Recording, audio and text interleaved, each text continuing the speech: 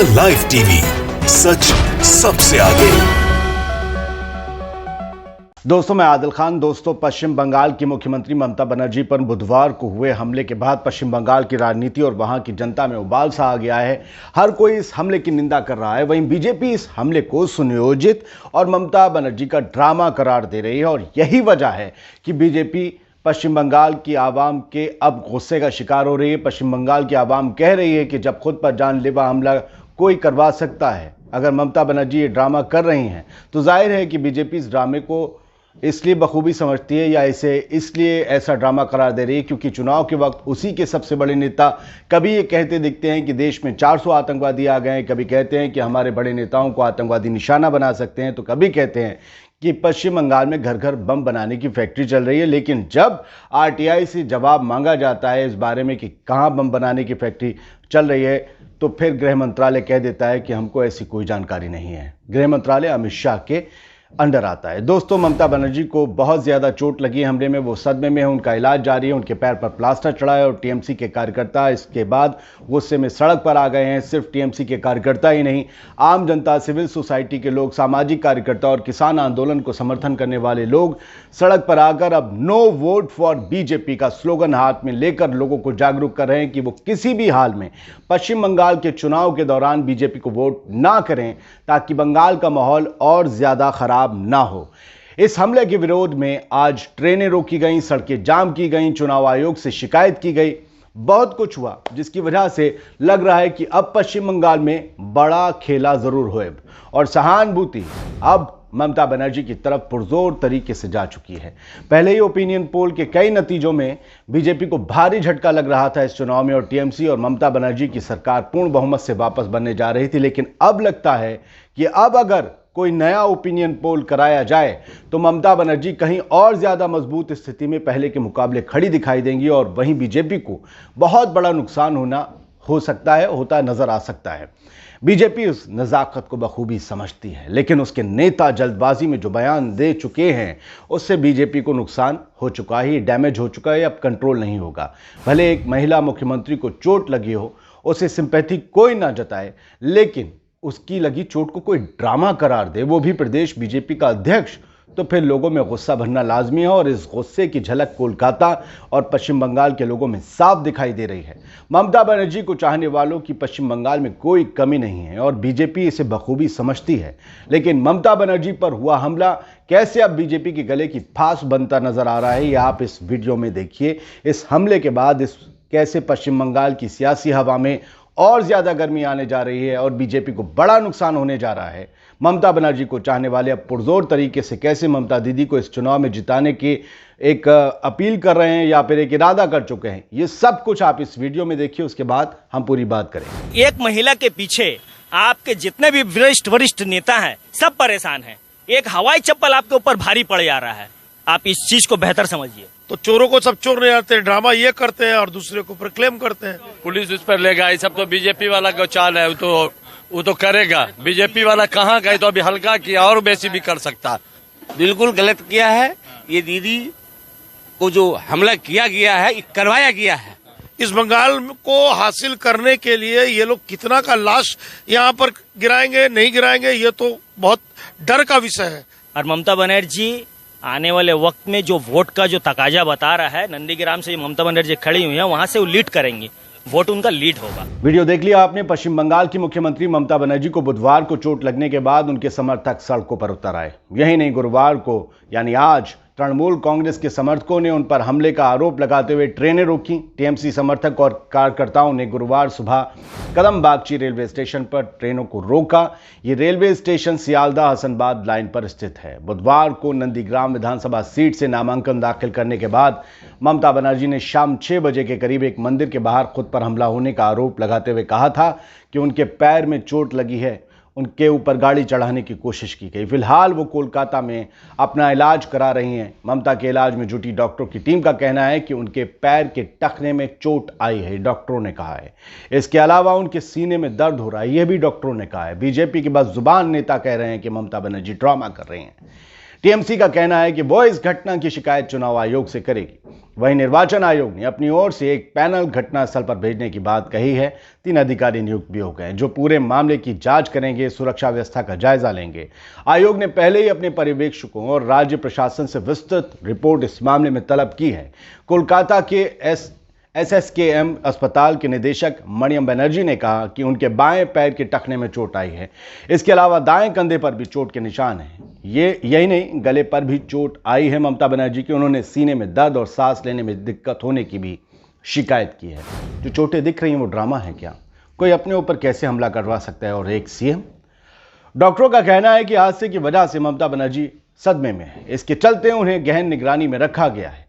चोट लगने के बाद ममता बनर्जी ने मीडिया से बात करते हुए कहा था कि मैं अपनी कार के अंदर थी और लोगों को अभिवादन कर रही थी। इसी दौरान वो लोग आए और मेरी कार का गेट अचानक बंद कर दिया। इससे मेरे पैर में चोट लग गई।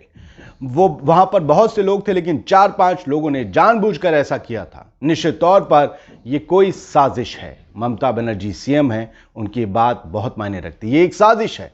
ममता बनर्जी ने भले ही किसी दल का नाम नहीं लिया था, लेकिन विपक्षी पार्टियों ने ममता के आरोपों को ड्रामा करार दिया। और इस विपक्षी पार्टी में कौन? बीजेपी के प्रदेश अध्यक्ष दिलीप घोष ने कहा कि ममता बनर्जी ने ड्रामा करने में पीएचडी की है। आपने कौन सी पीएचडी की है, लोग पूछ रहे हैं। पार्टी के अन्य नेताओं ने कहा कि वो जनता की सहानुभूति लेने के लिए ऐसा कर रही है। ममता बनर्जी पर हुए कथित हमले पर बीजेपी नेता कैलाश विजयवर्गीय ने कहा कि टीएमसी इस मुद्दे का राजनीतिकरण कर रही है। हमारा मानना है कि ऐसी घटनाओं का राजनीतिकरण नहीं करना चाहिए। मुझे उम्मीद है कि चुनाव आयोग राजनीतिक हिंसा को नियंत्रित करने के लिए पश्चिम बंगाल में पर्याप्त केंद्रीय बल भेजेगा। यानी स्टेट पुलिस से मामला थोड़ा छिन जाए, यानी केंद्रीय बल आ जाए तो थोड़ा और कंट्रोल हो जाएगा। ममता बनर्जी पर हमले की शिकायत करने के लिए टीएमसी का प्रतिनिधिमंडल आज राज्य निर्वाचन अधिकारी के पास पहुंचा। इस प्रतिनिधिमंडल में सांसद डेरेक ओब्रायन, राज्य मंत्री चंद्रिमा भट्टाचार्य और पार्थ चटर्जी शामिल हैं। चुनाव आयोग के सूत्रों के मुताबिक इस मामले में 3 अधिकारियों से अलग अलग रिपोर्ट मांगी गई है। इससे आयोग को सच्चाई जानने में आसानी होगी। पहले स्थानीय प्रशासन से जानकारी हासिल करने के बाद अलग अलग रिपोर्ट तलब करने में खेला होने की आशंका और गुंजाइश नहीं रह जाएगी।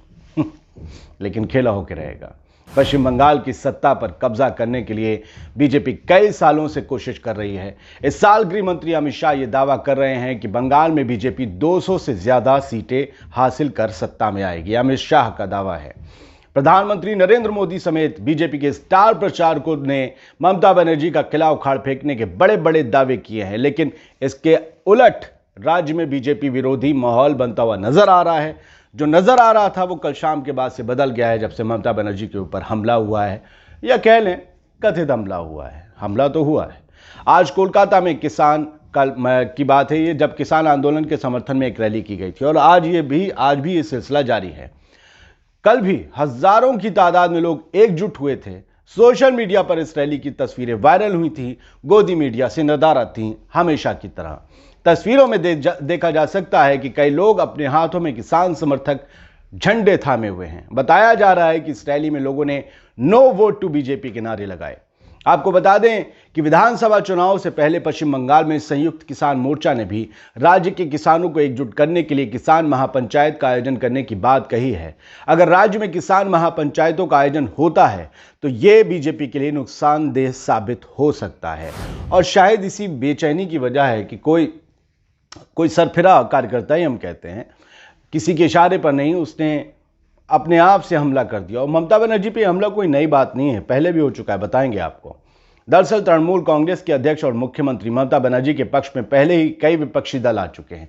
समाजवादी पार्टी, राष्ट्रीय जनता दल, शिवसेना के साथ साथ एनसीपी भी ममता बनर्जी का समर्थन करने की बात कर रही हैं। भले इन दलों की बहुत बड़ा वोट बैंक नहीं हो पश्चिम बंगाल में, लेकिन इन दलों के जो नेता हैं, अखिलेश यादव, तेजस्वी यादव, शरद पवार, आप समझ रहे हैं, ये इतने बड़े नेता हैं, उद्धव ठाकरे, जिनको नकारा नहीं जा सकता। राजनीतिक विश्लेषकों का मानना है कि तृणमूल कांग्रेस को छोड़कर भारतीय जनता पार्टी के पास ऐसा कोई दिग्गज नेता नहीं है जो बंगाल में उनका फेस बन सके, क्योंकि राज्य की जनता का समर्थन ममता बनर्जी को हासिल है।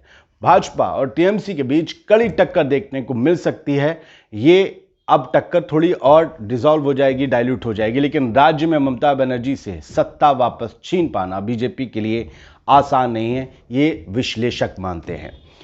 पश्चिम बंगाल में होने वाले विधानसभा चुनाव से पहले राज्य में सियासत काफी गर्मा गई है। टीएमसी को छोड़कर कई नेता भारतीय जनता पार्टी में शामिल हो चुके हैं। बावजूद इसके बीजेपी की हालत खस्ता नजर आ रही है। ओपिनियन पोल भी इसी तरफ इशारा कर रहे हैं और ये बेचैनी, ये हमला भी इसी तरफ इशारा है। लेकिन इसके विपरीत टीएमसी अध्यक्ष और मुख्यमंत्री ममता बनर्जी के हौसले बुलंद हैं। उनके चोट लगी है, फिर भी वो लड़ने की बात कर रही हैं। हाल ही में अभिनेता मिथुन चक्रवर्ती बीजेपी में शामिल हुए थे और उन्होंने कहा था मैं कोबरा हूं। लेकिन इस सब की जो फजीयत हुई थी उसके बाद ये लग रहा है कि बीजेपी के पास मुद्दे नहीं है। एक तो जय श्री राम है। क्यों भाई जय श्री राम क्यों करोगे? सिर्फ जय श्री राम क्यों करोगे? देश में तो और भी धर्म है। जय श्री राम का चक्कर क्या है? ये चुनाव को, ये सियासत और धर्म को मिलाकर सियासी धर्म क्यों मनाया जा रहा है? हिंदुओं का धर्म उनके साथ रहने दीजिए। इतना प्यारा मजहब है उनका, उनको आप सियासत के मैदान में ले आते हैं। क्यों नहीं पेट्रोल के बढ़ते दामों की, गरीबी की, मुफलिसी की, बेरोजगारी की और रोजगार की बात क्यों नहीं करते हैं कि रोजगार जा रहे हैं, बेरोजगारी बढ़ रही है, महंगाई बढ़ रही है, पेट्रोल डीजल आसमान को छू रहे हैं, काला धन आया नहीं है, 15 लाख आए नहीं है, 2 करोड़ जॉब आई नहीं है। इसकी बात क्यों नहीं है? बात हो रही है जय श्री राम। भाई मंदिर बन रहा है, अब दुर्गा की बात आ गई। भाई आप समझ नहीं पा रहे हैं कि आखिरकार ये लोग चाहते क्या है। नंदीग्राम में पैर में चोट लगने के बाद ममता बनर्जी ने मीडिया के समक्ष आरोप लगाया कि जानबूझकर उनके पैर को कुचलने की कोशिश की गई। ममता ने कहा कि नंदीग्राम में मुझ पर हमला किया गया, मेरे पैर को गाड़ी से कुचलने की कोशिश की गई। अब आप समझिए, जब एक मुख्यमंत्री ये कहती है और बीजेपी इसे ड्रामा करार देती है तो जाहिर सी बात है वो इस पर भी बात नहीं करना चाहती और जय श्री राम होता रहेगा। ये कैसा जय श्री राम है जिसमें किसी महिला के प्रति संवेदना नहीं है, किसी महिला के प्रति सहानुभूति नहीं है, बल्कि उसके ऊपर बोहतान और इल्जाम है। पश्चिम बंगाल की मुख्यमंत्री पर नंदीग्राम में हुए हमले को लेकर खबरें आईं तो उस जानलेवा हमले की भी याद ताज़ा हो गई जब 1990 में हाजरा में वो मौत के दरवाजे तक पहुंच गई थी। वो यानी कि ममता बनर्जी, सीपीआईएम के कथित गुंडे लालू ने उन पर हमला किया था जिसमें ममता बहुत बुरी तरीके से घायल हो गई थी, उनका सर फूट गया था, खून निकल आया था। ये ब्लैक एंड व्हाइट तस्वीरें उस हमले की हैं। लेकिन लेफ्ट पार्टी को तब ये हमला बहुत भारी पड़ गया था क्योंकि उसके बाद ममता बनर्जी बंगाल में नेता बनकर उभरी और उनकी सियासी आंधी में कुछ साल बाद लेफ्ट की सत्ता जो 3 दशक से चली आ रही थी वो कागज के किले की तरह ढह गई थी। तब ममता कांग्रेस में थी। आज ममता की तृणमूल कांग्रेस अपनी पार्टी है और अब फिर उन पे हमला हुआ है। अब जो बीजेपी ने ख्वाब सजोया था, बीजेपी के पोस्टर बॉय नरेंद्र मोदी और अमित शाह ने जिस तरीके से कैलाश विजयवर्गीय वहां पर सक्रिय हैं, इन सब के किलों पर पानी फिरने वाला है और इन सब के किले रेत के हैं और रेत के किले पर जब पानी बहता है तो आपको पता है क्या होता है। फिलहाल ममता बनर्जी पर हुए हमले का बहुत बड़ा गुस्सा उपज रहा है बंगाल में और इसका नतीजा हमें लोग वोट की चोट देते हुए नजर आएंगे। हमें ऐसा लगता है कि हमें ऐसा दिखाई देगा। क्या होता है वक्त बताएगा। जय हिंद।